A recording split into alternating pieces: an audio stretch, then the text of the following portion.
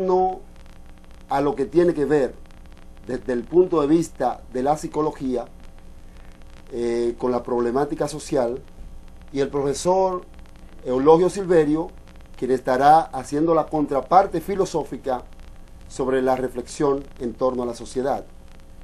Yo soy Miguel Ángel Poirier, coordinador de este espacio. Muy buenas noches. Adelante, profesor Noel de la Rosa. En esta ocasión vamos a abordar el tema de la violencia y queremos oír su parecer en torno a este flagelo que de más en más va carcomiendo la sociedad. Buenas noches, Miguel Ángel. Buenas noches, Eulogio. Un tema muy interesante, de hecho, porque estamos viendo cómo la sociedad poco a poco se va deteriorando por este flagelo. Y algunas veces solo atendemos a esa violencia material, palpable, la que vemos en el día a día, pero tiene consecuencias que son mucho más profundas de las que nosotros podemos imaginar. Hay una violencia que viene, digamos, enfrascada en el individuo, en donde a veces el mismo ser humano, de hecho, atiende a él mismo violentarse contra sí mismo. A veces esto representa un modelo que el ser humano adquiere a través de los tiempos, porque lo atienden de sus padres, lo aprenden de diferentes, digamos, de su sociedad, porque vivimos en una sociedad violenta. La República Dominicana, si usted coge los periódicos del día a día, usted lo que lee es solamente violencia, violencia, violencia.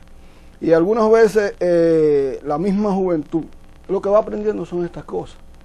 ¿Qué usted dice? Bueno, según parece, el compañero Noel de la Rosa entiende que la violencia es un fenómeno puramente humano. A mí me surge preguntarle si realmente la violencia es un fenómeno humano o tiene que ver básicamente con el instinto. Porque vemos también que dentro de los animales existe la violencia como tal. El ser humano en su etapa más primitiva, el hombre en su etapa más primitiva, también se manejó a través de los códigos de la violencia. Y nosotros podemos ver que la violencia ha tenido diferentes lecturas a nivel histórico. Hoy parece un absurdo preguntarse si la violencia tiene de alguna manera una justificación. Si existe un tipo de violencia social que se pueda justificar desde cualquier punto de vista, ya sea el punto de vista ideológico, el punto de vista religioso o el punto de vista del Estado como tal, porque sabemos que existe muchísima variedad de la violencia.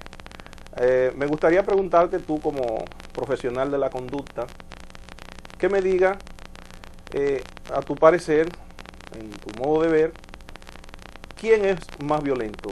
¿Los animales irracionales o los seres humanos que tienen una condición racional? Bueno, tú tocaste dos puntos interesantes. Podemos enfocar la violencia desde el punto de vista filogenético, cuando tú hablas de que si nos vamos a la teoría de la evolución planteada por Charles Darwin, donde se habla de que el ser humano viene de un animal, y con el pasar de los tiempos, de acuerdo a la necesidad que se le presenta, el individuo va, digamos, transformándose. Pero el animal como tal puede experimentar agresividad, puede experimentar ira. De hecho, estos son estados emocionales que el ser humano lo experimenta y no necesariamente es violencia. Ahora, cuando ya la agresividad tú la materializas, la ira tú la vuelcas sobre una persona, sobre un animal, entonces ya sí podemos nosotros entonces hablar de lo que es la violencia. También está la violencia desde el punto de vista de la evolución del hombre como tal, desde su nacimiento hasta que llega a ser un hombre, un adolescente, y esto se da, inicialmente hay una base, digamos, de la especie. El ser humano nace con sus emociones. Dentro de las emociones nosotros tenemos lo que es la ira. La ira es una respuesta que da el individuo para comportarse en un contexto determinado, para poder adaptarse. En ocasiones hay ciertos individuos que no tienen la capacidad de poder ponerle, digamos, control a este estado emocional, que es natural. Pero a veces lo que hacemos es que utilizamos este estado emocional no para adaptarnos, sino más bien para destruir. Ya en este sentido, ya si digamos que la ira se convierte en violencia de una forma ya, digamos, material. Pero hay una ira, una violencia latente, que es la que uno no ve en el día a día, cuando al ser humano se le violan sus derechos y no se le permite que se pueda desarrollar.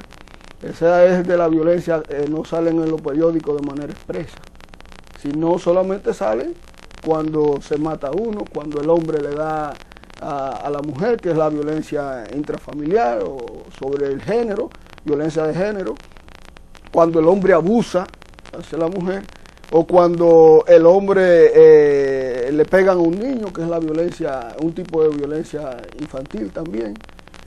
Solamente se ve esa, pero hay una violencia que es mucho más peligrosa, que es a la que nosotros tenemos que ponerle más atención, y es la que con mucha frecuencia las autoridades y las personas que nos gobiernan definitivamente viven incurriendo en el día a día en este tipo de violencia.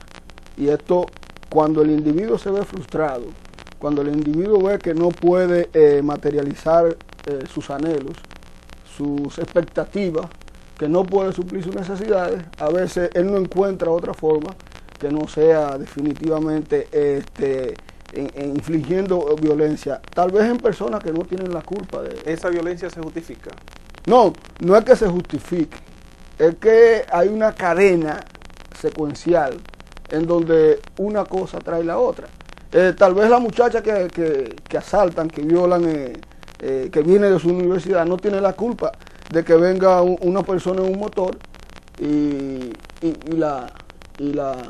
inflija la violencia para quitarle el dinero que le entregaron a ella para ir a la universidad. No se justifica esa violencia, pero ese es el resultado a veces del otro tipo de violencia, que muchas veces no hablamos de esa violencia, que es que la pobreza a veces no le da otra alternativa a las personas que meterse a la delincuencia, y la delincuencia a veces, el delincuente, para poder intimidar y para que la persona ceda a la solicitud que ellos le hacen, ¿qué tiene que hacer?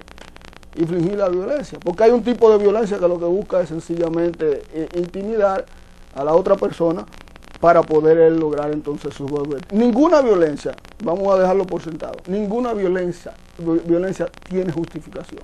Bueno, eso en absoluto. Lo veremos más adelante, pero me parece que el discurso del compañero, no sé qué piensa Poirier, sería bueno escuchar a Poirier qué piensa sobre eso, pero me parece que ese discurso de alguna manera justifica el tipo de violencia que hacen la gente por su condición de pobreza, porque uno se pregunta, bueno, si este fulano tiene una justificación, que veo que el discurso del hermano de la Rosa va por ahí, hay otros cientos de miles de pobres que no tienen con qué comer y no salen a asaltar, no salen a hacer otra cosa. Exacto. Entonces, de alguna manera, creo que eso también tendremos que analizarlo más adelante. Pero me gustaría ver qué piensa el hermano Poirier sobre todo este asunto. La violencia nunca será un miedo, un medio, eso es definitivo. Bueno, efectivamente, si vamos a tratar la violencia de manera genérica, en primer lugar, tendríamos que partir, ¿no?, de una visión, digamos, total sobre la violencia, para luego entonces ir de alguna manera clasificándola por aspectos o por clase.